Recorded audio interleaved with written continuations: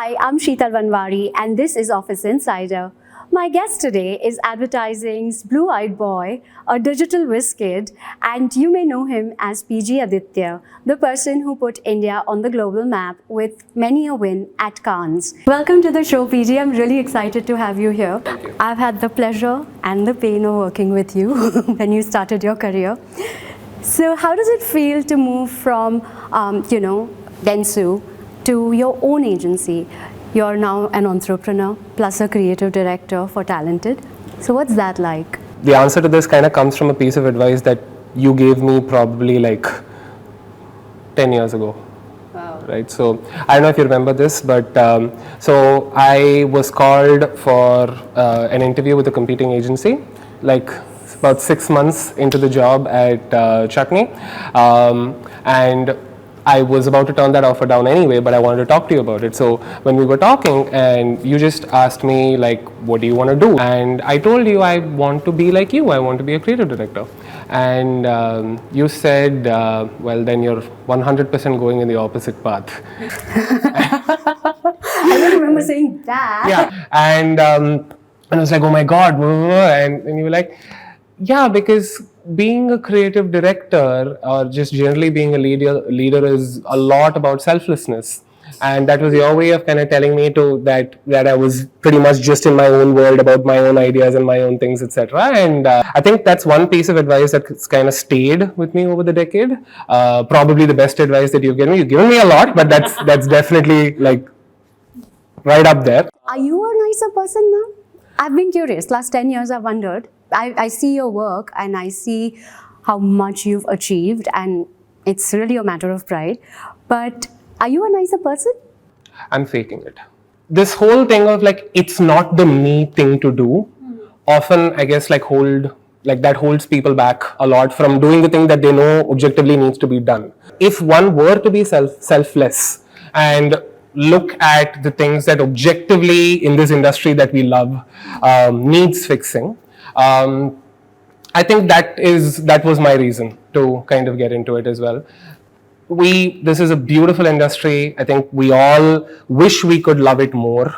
There are a bunch of things that hold us back from loving it more, and we want to fix those things, and that's why we started up. I'm glad you brought up the industry, because where is it headed? Like look at influencers, content creators, and I know we are old school in terms of the way we view advertising. Right. So we think of it as campaigns and all these things. But the average person, and this to me was a shock when I moved to the client side, that the average person doesn't know what campaigns are happening. They don't know who won Cannes, right? They know what the brands are posting on social. So it's about that moment and that chuckle. So where are we going? I'm generally this believer that great advertising is its own product. Such a PG line. Yeah, but it is, right? I mean, it's one of the only extremely perverted art forms, because this is a line from Agnello Dias, who founded Taproot. He's like, it's a very perverted art form, because every other art form you're like, oh, great movie, here's the money. Great song, here's the money, right? But here you're not. I mean, even if you want to pay for advertising, that's not how advertising wants you to interact with it and consume it. It's supposed to do another thing altogether, right? So, but I don't know if we can, at least I think the general way, like you said, the average consumer, the way she or he looks at it is that I want this to feel like its own thing. I want it to feel like its own product in some way. We fit in exactly like how the rest of them kind of fit in, and we just need to take ourselves seriously as an art form. Which I think we are. We are an art form. So which brand, which you've not worked on, do you think in recent times has done where advertising is its own product? That's the whole cred debate, right? Yes, I knew you would say that, and that's so predictable, right? Yeah. So, predictable how though? Because everyone from advertising loves it. Again, ask people outside advertising and marketing, and they have no idea what cred is. All they remember is one small bit of it, or something about someone, something about Dravid, something about Anil Kapoor. What my question is is advertising becoming about the product or an entertainment form by itself? rather than what it used to be? So there's this book called Why Does the Peddler Sing? Okay. Very like nice, provocative question in the title itself. Basically, the author is trying to make this argument that the peddler sings to like overall catch your attention, and there's no need for him to do that. But at our very oldest way, we are entertainment. That is why the peddler sings. The peddler is not trying to make a reasoned argument with you on why you need to buy whatever he's selling, right? It is a song. It is entertainment. So I don't think we need to apologize for being that as much. I think the Cred product team has a lot to think about. Correct, right? The rest And of the voiceover company. team.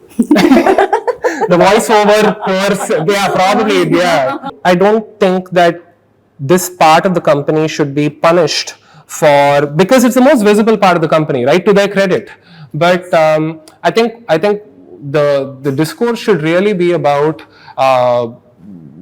is the rest of the company adding up, and the advertising should be, and there's not just in Cred, but every company that's doing great marketing.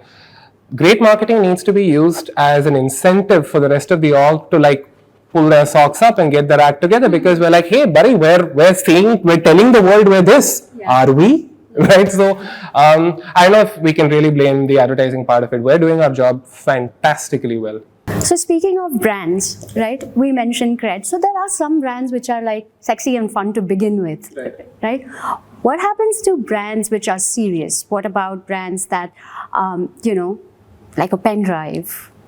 How do you make that fun? How does the brand inspire the creative to really work on that brief with as much passion or give an output which is different? I'm very, very old school about the way I guess I think about this. A large part of it also inspired by how I guess you taught a lot of us to think. I'm in the there is no such thing as a boring brand or boring product team. I never said that. I've imagined you saying these things so that I can convince myself better. No, but seriously, like, I mean, Piyush Pandey made his career out of gum. But gum Adhesive. But yeah, Piyush did that out of adhesive. Soaps, biscuits, adhesive, like these are the kind of products But these are again B2C. What happens to a B2B brand? We just launched a product with Razorpay, their new payroll product, which was, and I think I'm kind of happy with how we kind of went about that, because it kind of took the rules of B2C and kind of said that it could work within this world as well. Okay, at the end of the day, I think for all of these, for every sector overall, what creativity can do is just be like, hey, I am an unfair advantage. I am earned media. I remember how like in 2012, 10 years ago, we used to say the word viral very, very liberally. Yes. Web Chutney was known for that. Then people stopped saying it for a long time. But I don't know, I kind of feel like it's time to use that word very liberally again, because what we mean by that right now is just earned media. We actually don't, whatever, right? So even when we're thinking social, and I will bring this answer back to the B2B question very soon. But when we're thinking like social, I think there was one good 4-5 years where we just thought of social as stuff that's created on social. I think now what we are kind of saying is stuff from different mediums ending up on social in some way, right? So I've not seen a print ad in probably 2 years on a newspaper, but I've seen, yeah, but you've seen it on your timeline.